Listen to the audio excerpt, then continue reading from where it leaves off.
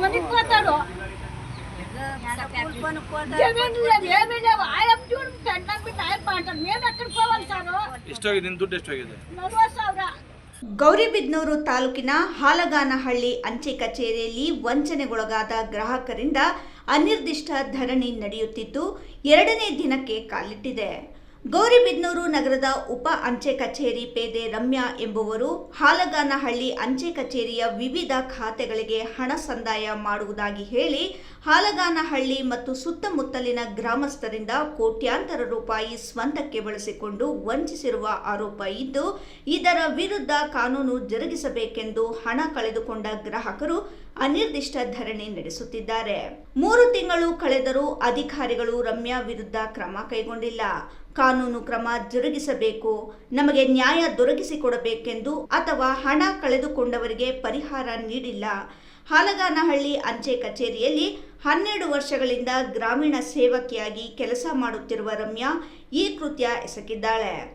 ಗ್ರಾಹಕರು ಠೇವಣಿ, ಎಸ್ಬಿ ಸೇರಿದಂತೆ ವಿವಿಧ ಖಾತೆಗಳಲ್ಲಿ ಜಮಾ ಮಾಡಿದ್ದ ಹಣವನ್ನು ಸ್ವಂತಕ್ಕೆ ಬಳಕೆ ಮಾಡಿಕೊಂಡಿದ್ದಾರೆ ಎಂದು ಗ್ರಾಮಸ್ಥರ ಅಳಲು ತೋಡಿಕೊಂಡಿದ್ದಾರೆ.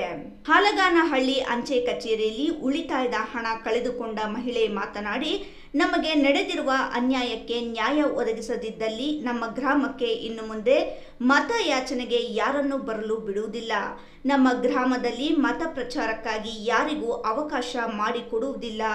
ಚುನಾವಣೆ ಸಂದರ್ಭದಲ್ಲಿ ಮಾತ್ರ ಬಂದು ಮತ ಕೇಳುವ ಜನಪ್ರತಿನಿಧಿಗಳು ಇಂದು ನಮಗೆ ನಡೆದಿರುವ ಅನ್ಯಾಯದ ಬಗ್ಗೆ ಕೇಳಲು ಯಾರೊಬ್ಬರು ಬಂದಿಲ್ಲ ಎಂದು ಗ್ರಾಮಸ್ಥರು ನೋವನ್ನು ವ್ಯಕ್ತಪಡಿಸಿದರು.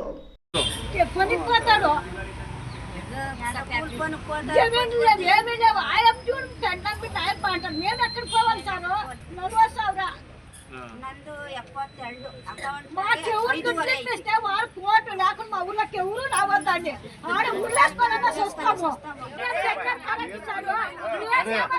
కూలిపై పెట్టింటాము ఇట్లా చేయండి చెప్తారా ఎవరు ఊళ్ళో జవాబారు ఎవరు లేరా సార్ ఓట్లడిగా మాత్రం పారు వస్తారు పోస్ట్ ఆఫీస్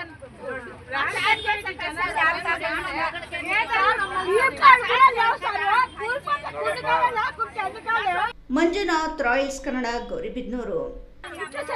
చెప్తారా ఎవరు ఊళ్ళో జవాబారు ఎవరు లేరా సార్ ఓట్లడిగా మాత్రం పారు వస్తారు.